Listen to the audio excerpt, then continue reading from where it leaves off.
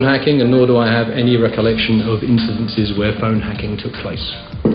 My instructions to the staff were clear. We did not use subterfuge of any kind unless there was a clear public interest in doing so.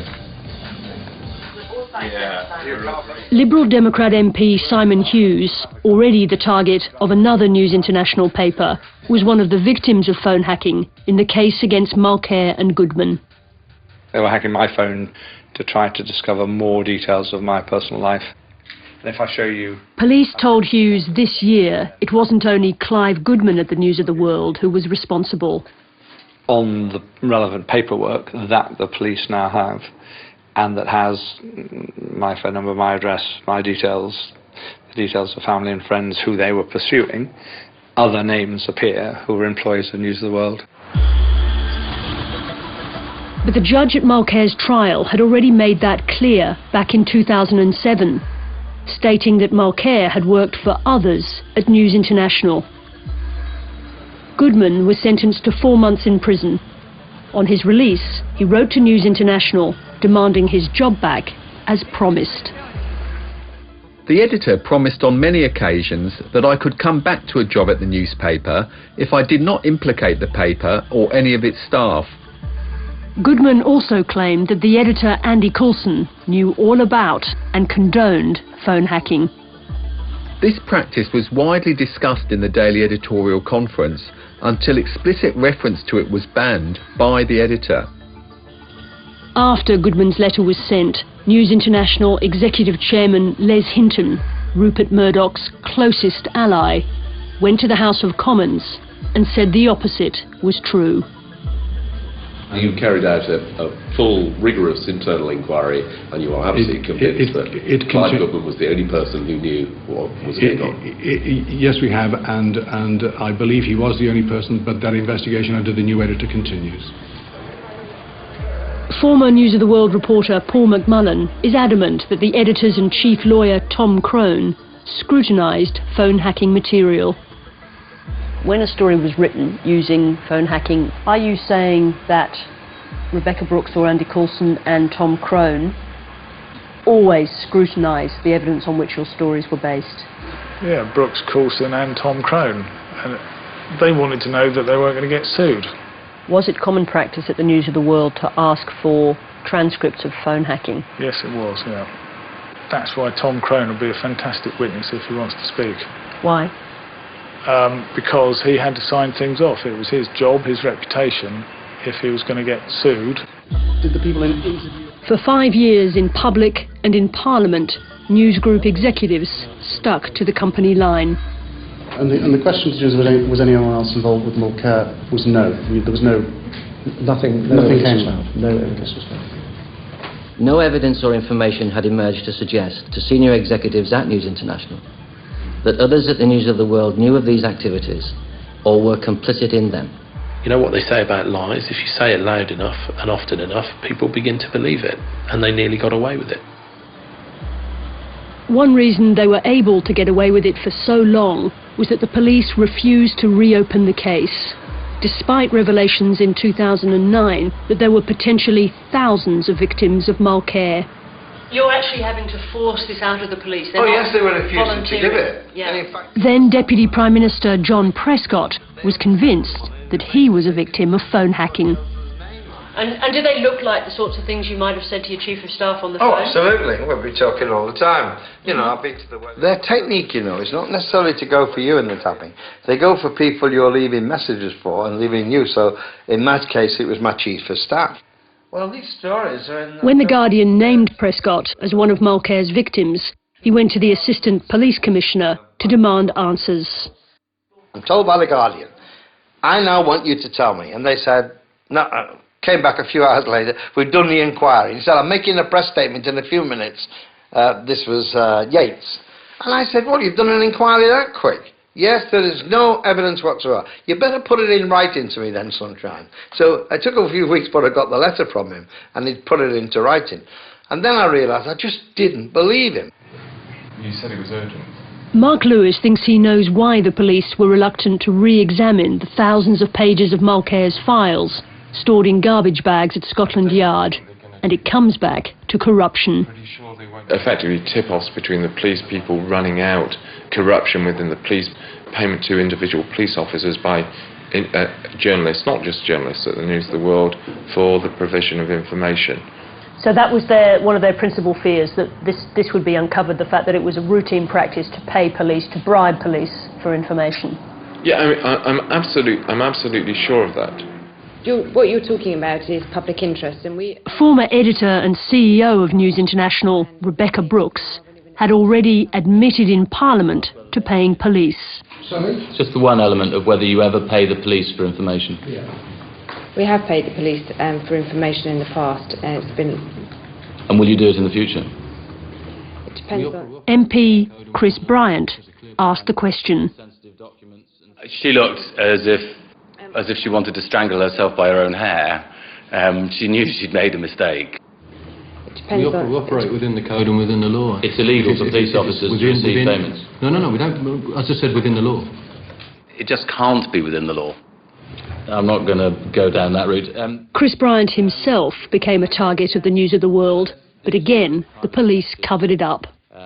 What happened was that the News of the World, or News International more generally, managed to get its filthy, slimy tentacles in every nook and cranny of the Metropolitan Police, and to all intents and purposes, that corrupted it. Well, that's not a disaster. We had 2 people plead guilty. Forced to reopen the investigation this year, the police finally admitted that Bryant and Prescott were targeted by Mulcair. Do you remember what you said? You said I he was can. ranting. There is absolutely no evidence from that initial investigation of his phone being hacked. You don't believe a judicial review will reveal anything more. On what I you knew. regret saying that? Well, the terms of it were pretty poor. So you owed Lord Prescott an apology? Yeah, of course I did. Tom Watson is now one of the best-known adversaries of the Murdochs. He was warned years ago of the dangers of going up against them and their lieutenants. So I resigned in 2006 as a defence minister under Tony Blair, and at that point I was told that Rebecca Brooks would pursue me for the rest of my life. Boy, did that come out to be true. The truth is that we, all of us in this house, in our own way, are scared of the Rebecca Brooks of this world. I was trying to say there was a collective fear that had gripped Parliament, and it was so powerful that people were almost not conscious of it. It was the persistence of lawyer Mark Lewis which finally broke the spell. In 2007, he was representing one of the victims, Football Players Association chief Gordon Taylor, in the first civil case against the News of the World. He forced the police to delve back into the garbage bags containing Mulcair's evidence. They sent me a small file of papers which included what is now referred to as the full Neville email, and also a recording of a journalist being told by Glenn Mulcair how to hack a phone.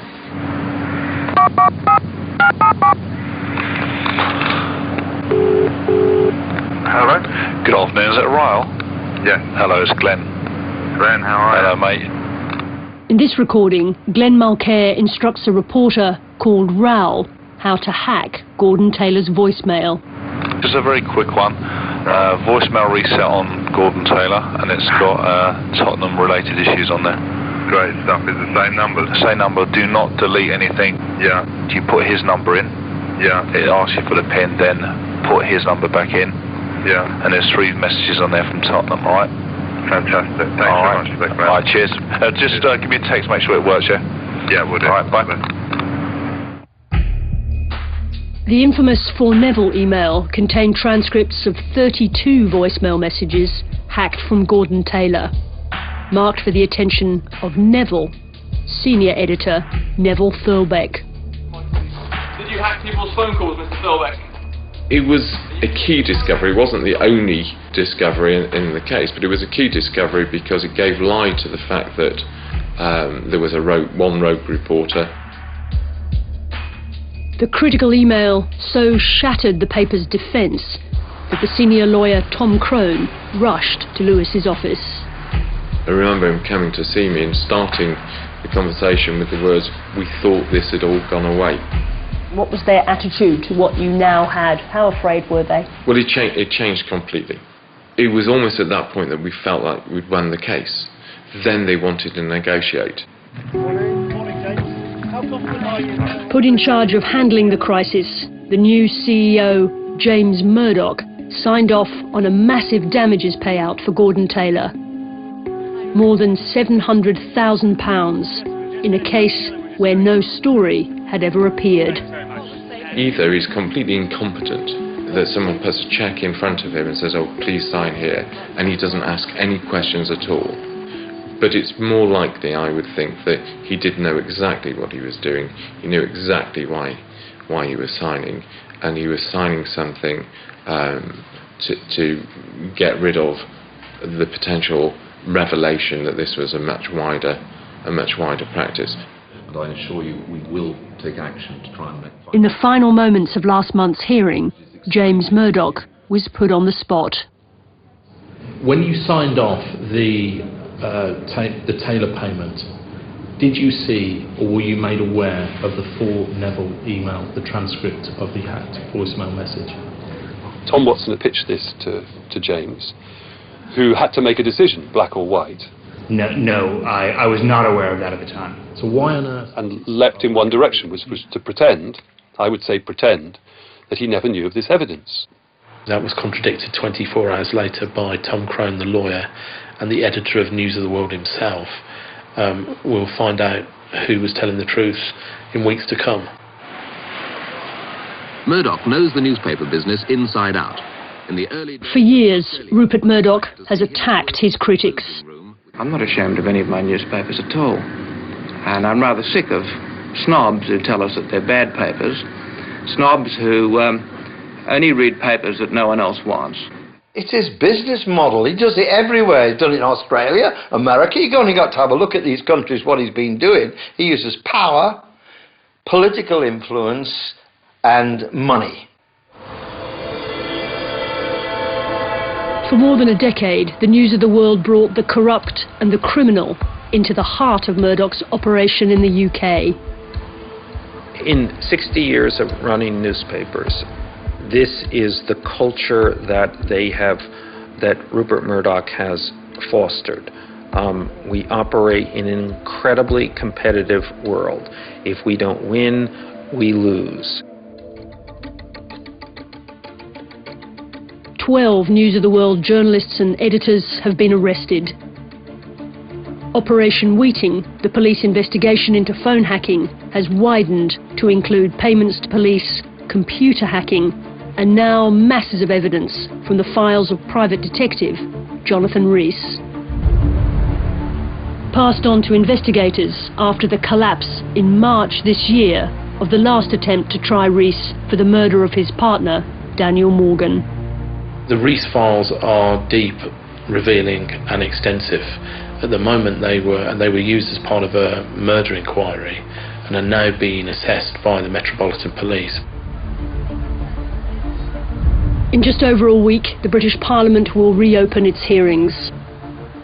I think Murdoch's strategy has been for the last few months, what I call the plimsoll line strategy, which is you draw a line around the edge of the ship, and every time the ship starts sinking, you chuck somebody else overboard. At first it was some journalists, then it was Andy Coulson, then it was the newspaper, the News of the World itself, and finally Rebecca Brooks. But to be honest, it just means that the water's lapping around the ankles of, well, in fact around the midriff probably now, of James Murdoch. The Son and Heir is now in danger of slipping under the waves.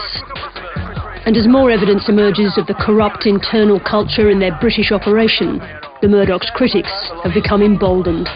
If we were to apply a fit and proper person test to the ownership of newspapers, they would fail it.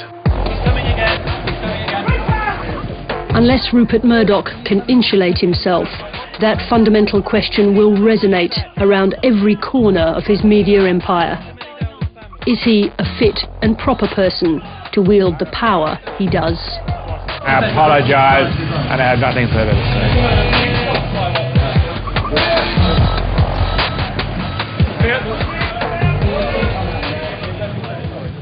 How often have Murdoch newspaper editorials railed against the perceived unethical behaviour of others? A case, it seems, of do as I say, not as I